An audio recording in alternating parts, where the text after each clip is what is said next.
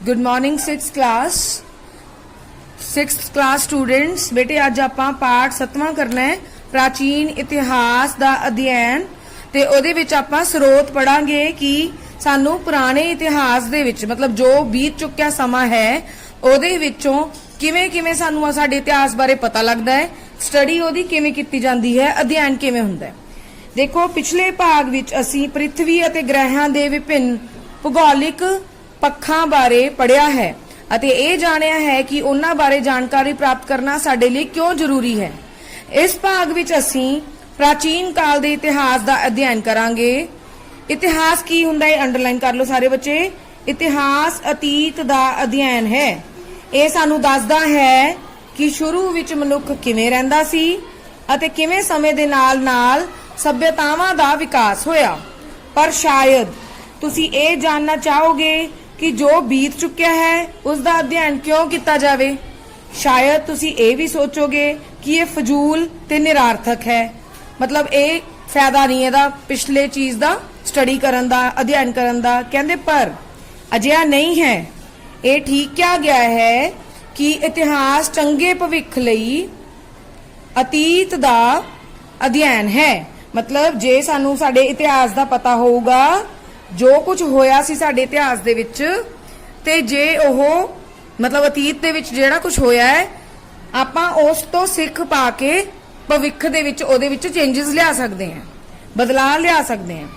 जेकर असीं भविख विच एक मजबूत अते आदर्श समाज की स्थापना करना अते अगे वधाउणा चाहुंदे हां या वधना चाहुंदे हां तां सानू ये पता लगाउणा जरूरी है कि असीं वर्तमान स्थिति तक किवें पुजे।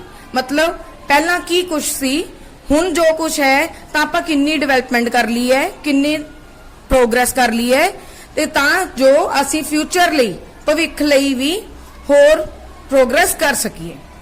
अगे रजे पूर्व इतिहास काल ते इतिहास काल, दो तरह के काल हुंदे है, पूर्व इतिहास काल ते इतिहास काल।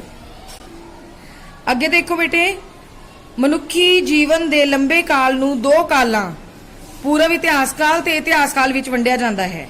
रजे पूर्व इतिहास काल की हुंदा है? ओ काल जिस दा लिखती वेरवा नहीं है, मतलब सानू नहीं पता कि की चीज सीगी। ते इतिहास काल की है? मतलब जिन्हों सानू पता लग जांदा है, सानू मिलिया वे रिटन लिखती प्रूफ हैगे है जिहदे। जिस काल दा साडे कोल कोई लिखती वेरवा है उसनू इतिहास कहा जांदा है। प्रचलित ग्रेगोरियन कैलेंडर अनुसार इतिहास नू ईसा पूर्व अते ईसवी विच वंडिया जांदा है। ईसा मसीह दे जन्म तो पहला दे समय नू ईसा पूर्व ते जन्म तो बाद दे समय नू ईसवी नाल दर्शाया जांदा है। अगे देखो बेटे, इतिहास दे लिखती वेरवे तो मितियां, लोकां दे नां, स्थानां बारे जानकारी मिलदी है। सानू लगभग 5000 सालां दा इतिहास मिलदा है। शुरू विच मनुख कित्थे रहिंदा सी? गुफावां विच जानवरां दी तरह। जो कुछ भी खांदा सी कुदरती तौर ते रुखां तो प्राप्त करदा सी। जानवरां नू मार के कच्चा मांस खांदा सी। हौली हौली उसने घर बनाए, खेती कीती, अन्न पैदा करन लगा, अग बालनी सीखी, भोजन पकाया, आवाजाई लई वाहनां दा प्रयोग किया ते होर बहुत सारिया चीज़ां दा विकास होया। ठीक है, अजिहियां चीज़ां जिहड़ियां असीं अपने आस पास देखते हाँ, सानू उस बारे जानकारी प्राप्त कर लई। मनुख नू वर्तमान अवस्था तक पहुंचण लई लखां साल लग गए। मनुख दे विकास की कहानी रोचक ही नहीं पर साडे ज्ञान विच भी वाधा करती है। मतलब सानू पता लगता है कि इंटरस्टिंग भी लगती है, सानू पता भी लगता है कि की कुछ हो रहा सी। अगला क्वेश्चन देखो, ये आपां पढ़ चुके हैं ऑलरेडी कि प्राचीन काल दे विच मनुख कित्थे रहिंदा सी? मनुख जंगलां दे विच या मनुख गुफावां दे विच रहिंदा सी। हुण आपां नूं इतिहास दा पता कित्थों कित्थों लगदा बेटे? दो तरह के स्रोत हुंदे आ। एक तो हुंदा है साहित्यिक स्रोत, दूजा हुंदा पुरातत्व स्रोत। साहित्य मतलब है कोई भी बुक मिलनी, कोई लिखा होया लेख मिलना, कोई मैगजीन, कोई रसाले, कोई न्यूज़पेपर मतलब अखबार, लिखती रूप दे विच जदों कोई जानकारी मिलती है उहनूं कहंदे आ साहित्य। साहित्यिक स्रोत मतलब कोई भी किताबां, कोई भी परचे, कुछ भी लिखा होया जिहड़ा आपां नूं मिलिया ਉਹ ਸਾਡਾ ਕੀ है? ਸਾਹਿਤਿਕ ਸਰੋਤ है। किस चीज़ का? इतिहास की जानकारी प्राप्त करने दे लई। जिवें इत्थे देखो मैं तुहानूं मेन गल दसदी हां, कहंदे कि ਜਾਣ-ਬੁੱਝ ਕੇ ਜਾਂ ਅਣਜਾਣੇ ਵਿੱਚ ਮਨੁੱਖ ਕਈ ਅਜਿਹੇ ਤੱਥ ਆਪਣੇ ਪਿੱਛੇ ਛੱਡ ਜਾਂਦਾ ਹੈ ਜਿਸ ਤੋਂ ਸਾਨੂੰ ਮਨੁੱਖ ਦੀ ਕਹਾਣੀ ਜਾਣਨ ਵਿੱਚ ਸਹਾਇਤਾ ਮਿਲਦੀ ਹੈ। ਉਸ ਨੂੰ ਇਤਿਹਾਸ ਦੇ ਸਰੋਤ ਕਿਹਾ ਜਾਂਦਾ ਹੈ। ਜਿਵੇਂ ਖੋਜੀਆਂ ਨੇ ਖੋਜਾਂ ਕੀਤੀਆਂ, ਪੁਸਤਕਾਂ ਲੱਭੀਆਂ, ਪੁਰਾਣੇ ਸਿੱਕੇ ਵੀ ਮਿਲਦੇ ਆ, ਪੁਰਾਣੇ ਭਾਂਡੇ ਵੀ ਮਿਲਦੇ ਆ, ਠੀਕ ਹੈ, ਜਾਂ ਇਮਾਰਤਾਂ ਵੀ ਆਪਾਂ ਦੇਖਦੇ ਆ। ਇਹ ਸਾਰੀਆਂ ਕੀ ਚੀਜ਼ਾਂ ਸਾਡੇ ਸਰੋਤ ਹੈ ਜਿਹਦੇ ਤੋਂ ਸਾਨੂੰ ਇਤਿਹਾਸ ਬਾਰੇ ਪਤਾ ਲੱਗਦਾ ਹੈ। ਸਾਡੇ ਤੋਂ ਪਹਿਲਾਂ ਆਪਾਂ ਨਹੀਂ ਜਿਉਂਦੇ ਸੀ, ਆਪਣੇ ਮੰਮੀ ਪਾਪਾ ਹੈ ਨਹੀਂ ਸੀ, ਜਾਂ ਕੋਈ ਵੀ ਬਹੁਤ ਸਾਲ ਪਹਿਲਾਂ ਜਦੋਂ ਆਪਾਂ ਨੂੰ ਕੋਈ ਦੱਸਣ ਵਾਲਾ ਹੈ ਨਹੀਂ ਸੀ, ਤਾਂ ਉਹ ਚੀਜ਼ਾਂ ਆਪਾਂ ਨੂੰ ਕਿਵੇਂ ਪਤਾ ਲੱਗੀ ਨੇ? ਆਦਿ ਮਾਨਵ ਦਾ ਕਿਵੇਂ ਪਤਾ ਲੱਗਿਆ? ਜੇ ਆਪਾਂ ਪੜ੍ਹਿਆ, ਆਪਾਂ ਬੁੱਕ ਤੋਂ ਦੇਖਿਆ, ਮਤਲਬ ਉਹ ਆਪਾਂ ਕਿਹੜੇ ਸਰੋਤ ਤੋਂ ਪ੍ਰਾਪਤ ਕੀਤੀ ਨੌਲੇਜ? ਉਹਦੀ ਸਾਹਿਤਿਕ ਸਰੋਤ ਤੋਂ ਪ੍ਰਾਪਤ ਕੀਤੀ। ਜਿਵੇਂ ਇੱਥੇ ਦੇਖੋ ਸਾਨੂੰ ਪਰਮਾਤਮਾ ਬਾਰੇ ਪਤਾ, ਆਪਾਂ ਕਹਿੰਦੇ ਆ ਰਾਮ ਜੀ ਹੈ, ਲਕਸ਼ਮਣ ਜੀ ਹੈ, ਮਤਲਬ ਜੋ ਵੀ ਆਪਾਂ ਇਤਿਹਾਸ ਪੜ੍ਹਦੇ ਆ, ਜੋ ਵੀ ਗੁਰੂਆਂ ਦਾ ਪੜ੍ਹਦੇ ਆ, ਆਪਾਂ ਕੀ ਸੋਚਦੇ ਆ? ਆਪਣੇ ਕੋਲੋਂ ਲਿਖਿਆ ਹੋਇਆ ਹੈ, ਲਿਖਤੀ ਰੂਪ ਵਿੱਚ ਹੈ, ਤਾਂ ਹੀ ਉਹ ਸਾਹਿਤਿਕ ਸਰੋਤ ਹੁੰਦਾ ਹੈ। ਵੇਦ, ਬ੍ਰਾਹਮਣ ਗ੍ਰੰਥ, ਆਰण्यक, ਉਪਨਿਸ਼ਦ, ਦੇਖੋ ਪਹਿਲੀ ਲਾਈਨ ਹੈ, ਇਹ ਇੰਪੋਰਟੈਂਟ ਵੀ ਹੈ, ਕੁਐਸਚਨਸ ਦੇ ਵਿੱਚ ਵੀ ਆਊਗੀ। ਸੂਤਰ, ਮਹਾਕਾਵ, ਰਾਮਾਇਣ, ਮਹਾਭਾਰਤ, ਪੁਰਾਣ, ਇਹ ਸਾਰੇ ਸਾਹਿਤਿਕ ਸਰੋਤ ਹੈ। ਦੇਖੋ ਅੱਗੇ ਉਹਨਾਂ ਨੇ ਕੀ ਕਿਹਾ, ਕਹਿੰਦੇ ਬੋਧੀਆਂ ਅਤੇ ਜੈਨੀਆਂ ਨੇ ਬਹੁਤ ਸਾਰੀ ਪੁਸਤਕਾਂ ਲਿਖੀਆਂ। ਇਹ ਪੁਸਤਕਾਂ ਧਰਮ ਤੋਂ ਇਲਾਵਾ ਆਪਣੇ ਸਮਕਾਲੀਨ ਘਟਨਾਵਾਂ ਤੇ ਸਮਾਜ ਬਾਰੇ ਜਾਣਕਾਰੀ ਦਿੰਦੀ ਹੈ। ਸਮਕਾਲੀਨ ਹੁੰਦਾ ਹੈ ਪੈਰਲਲ ਟਾਈਮ, ਮਤਲਬ ਕਿ ਜਿਹੜੇ ਟਾਈਮ ਤੇ ਉਹ ਸੀਗੇ ਬੁੱਧ ਤੇ ਜੈਨੀ ਜੋ ਰਹੇ ਸੀ, ਉਸੇ ਟਾਈਮ 'ਚ ਜੋ ਹੋ ਰਿਹਾ ਸੀ ਉਹਨਾਂ ਨੇ ਆਪਣੀ ਘਟਨਾਵਾਂ ਕਿਤਾਬਾਂ ਦੇ ਵਿੱਚ ਲਿਖੀਆਂ, ਲੇਖ ਲਿਖੇ। ਪ੍ਰਾਚੀਨ ਕਾਲ ਦੇ ਨਿਯਮਾਂ ਤੇ ਕਾਨੂੰਨਾਂ ਬਾਰੇ ਵੀ ਉਹਨਾਂ ਨੇ ਲਿਖਿਆ, ਜਿਸ ਨੂੰ ਧਰਮ ਸ਼ਾਸਤਰ ਕਿਹਾ ਜਾਂਦਾ ਹੈ। ਲਾਈਨ ਪੂਰੀ ਟਿਕ ਕਰ ਲਓ, ਪ੍ਰਾਚੀਨ ਕਾਲ ਤੋਂ ਲੈ ਕੇ। ਜਿਵੇਂ ਮਨੂ ਸਮ੍ਰਿਤੀ, ਫਿਰ ਇਸੇ ਤਰ੍ਹਾਂ ਸ਼ਾਸਨ ਪ੍ਰਬੰਧ ਬਾਰੇ ਕੌਟਲਿਆ ਨੇ ਲਿਖਿਆ, ਅਰਥ ਸ਼ਾਸਤਰ ਦੇ ਵਿੱਚ ਇਹ ਲਾਈਨ ਵੀ ਟਿਕ ਕਰੋ। ਇਸ ਤੋਂ ਇਲਾਵਾ ਭਾਸ, ਕਾਲੀਦਾਸ ਅਤੇ ਹੋਰ ਵਿਦਵਾਨਾਂ ਨੇ ਵੀ ਕਈ ਸਾਰੇ ਨਾਟਕ ਲਿਖੇ। ਲਿਖਣ ਦਾ ਆਰੰਭ ਸਭ ਤੋਂ ਪਹਿਲਾਂ ਭਾਰਤ ਵਿੱਚ ਹੋਇਆ, ਇਹ ਲਾਈਨ ਵੀ ਟਿਕ ਕਰੋ। ਕਹਾਣੀ ਲਿਖਣ ਦਾ ਬਹੁਤ ਸਾਰੀਆਂ ਕਹਾਣੀਆਂ ਲਿਖੀਆਂ ਗਈਆਂ। ਆਰਿਆਭੱਟ ਤੇ ਵਰਾਹਮੀਰ, ਇਹ ਨਾਮ ਆਊਗਾ ਆਪਾਂ ਨੂੰ ਬਲੈਂਕਸ ਦੇ ਵਿੱਚ। ਇਹ ਦੋ ਵਿਗਿਆਨੀ ਸੀ ਜਿਨ੍ਹਾਂ ਨੇ ਬਹੁਤ ਖੋਜਾਂ ਕੀਤੀਆਂ ਤੇ ਪੁਸਤਕਾਂ ਲਿਖੀਆਂ। ਉਹਨਾਂ ਦੀ ਪੁਸਤਕਾਂ ਤੋਂ ਪਤਾ ਲੱਗਦਾ ਹੈ ਕਿ ਵਿਗਿਆਨ ਤੇ ਗਣਿਤ ਦੇ ਖੇਤਰ ਵਿੱਚ ਦੂਸਰੇ ਦੇਸ਼ਾਂ ਨਾਲੋਂ ਭਾਰਤ ਬਹੁਤ ਅੱਗੇ ਹੈ।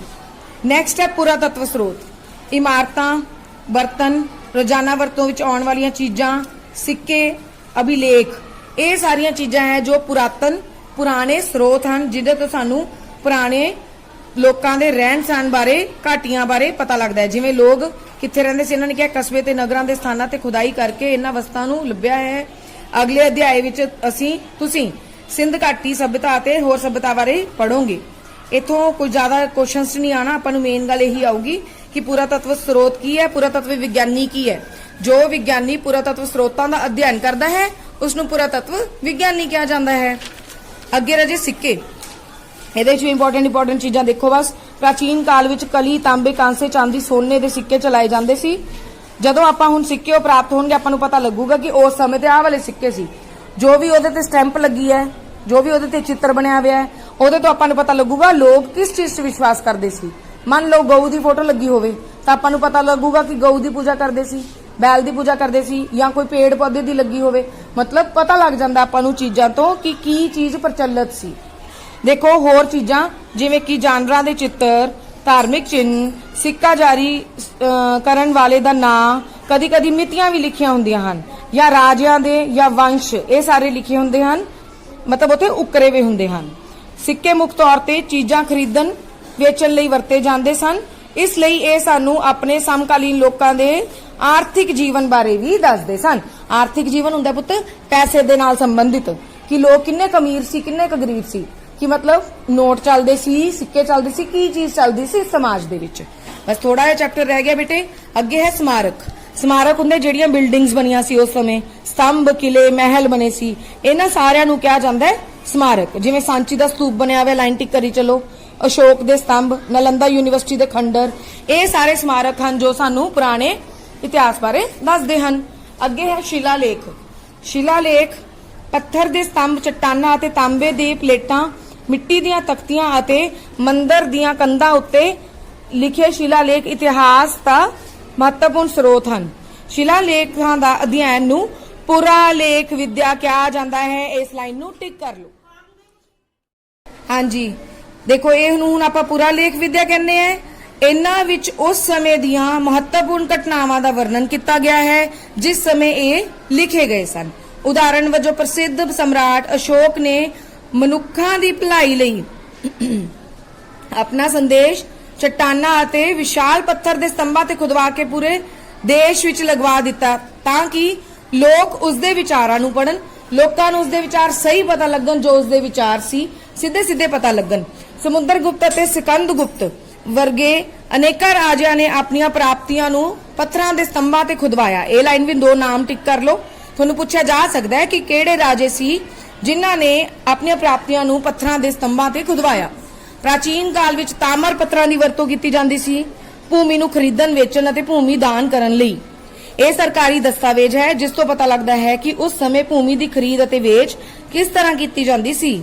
ਇਹਨਾਂ ਤੋਂ ਇਹ ਵੀ ਸਪਸ਼ਟ ਹੁੰਦਾ ਹੈ ਕਿ ਇਸ ਵਿੱਚ ਸਰਕਾਰ ਦਾ ਕੀ ਯੋਗਦਾਨ ਸੀ। ਇਹਨਾਂ ਸਾਰੇ ਸਰੋਤਾਂ ਦੀ ਜਾਣਕਾਰੀ ਸਾਨੂੰ ਪ੍ਰਾਚੀਨ ਕਾਲ ਦੇ ਸਹੀ ਚਿੱਤਰ ਪੇਸ਼ ਕਰ ਸਕਦੇ ਹਨ। ਇਹ ਬੇਟੇ ਤੁਹਾਡਾ ਚੈਪਟਰ ਹੈ ਜੋ ਪੂਰਾ ਤੁਹਾਨੂੰ ਸਮਝਾਇਆ ਗਿਆ ਹੈ। ਇਸ ਤੋਂ ਬਾਅਦ ਤੁਹਾਡਾ ਕੰਮ ਹੈ ਤੁਸੀਂ ਯਾਦ ਰੱਖਣ ਯੋਗ ਨੁਕਤੇ ਆਪ ਪੜ੍ਹ ਲੈਣੇ ਹੈ। ਉਦੋਂ ਬਾਅਦ ਪ੍ਰਸ਼ਨ ਉੱਤਰ, ਖਾਲੀ ਥਾਵਾਂ ਮਿਲਾਨ ਕਰੋ ਤੇ ਸਹੀ ਗਲਤ ਹੈ। ਬੇਟੇ ਇਹ ਤੁਹਾਡਾ ਕੰਮ ਹੈ। ਬਹੁਤ ਸੌਖੇ ਕੁਐਸਚਨਸ ਹੈ। ਇਹ ਕੁਐਸਚਨ ਆਪਾਂ ਕਰ ਚੁੱਕੇ ਹਾਂ। ਪੂਰਵ ਇਤਿਹਾਸ ਕਾਲ ਤੇ ਇਤਿਹਾਸ ਕਾਲ, ਵੈਦਿਕ ਸਾਹਿਤ ਦੇ ਵਿੱਚ ਗ੍ਰੰਥ ਵੀ ਆਪਾਂ ਦੇਖੋ ਪਹਿਲੀ ਲਾਈਨ ਜਿਹਦੀ ਮੈਂ ਤੁਹਾਨੂੰ ਟਿਕ ਕਰਵਾਈ ਸੀ ਆਰण्यक, ਉਹ ਸਾਰੇ ਹੈ।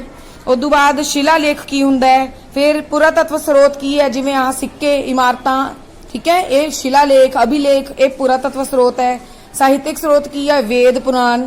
ਸਮਾਰਕਾਂ ਦਾ ਅਧਿਐਨ ਤੋਂ ਸਾਨੂੰ ਕੀ ਜਾਣਕਾਰੀ ਮਿਲਦੀ ਹੈ, ਜਿਹੜਾ ਆਪਾਂ ਹੁਣੇ ਪੜ੍ਹ ਕੇ ਹਟੇ ਹਾਂ, ਜਿਵੇਂ ਆਹ ਸਾਰੇ ਇੱਧਰ ਸਮਾਰਕਾਂ ਦੀ ਤੋਂ ਸਾਨੂੰ ਕੀ ਜਾਣਕਾਰੀ ਮਿਲਦੀ ਹੈ, ਸਾਨੂੰ ਉਹਨਾਂ ਦੇ ਰਾਜ ਪ੍ਰਬੰਧ ਬਾਰੇ, ਸਾਨੂੰ ਉੱਥੋਂ ਦੇ ਲੋਕਾਂ ਦੇ ਸਮਾਜ ਬਾਰੇ ਪਤਾ ਲੱਗਦਾ ਹੈ। ਇਹ ਸਾਰਾ ਚੈਪਟਰ ਜੋ ਅੱਜ ਤੁਹਾਨੂੰ ਮੈਂ ਕਰਵਾਇਆ ਹੈ, ਤੁਸੀਂ ਆਪਦੀ ਨੋਟਬੁੱਕ 'ਤੇ ਇਸ ਨੂੰ ਕੰਪਲੀਟ ਕਰ ਲੈਣਾ ਹੈ। Thank you all of you.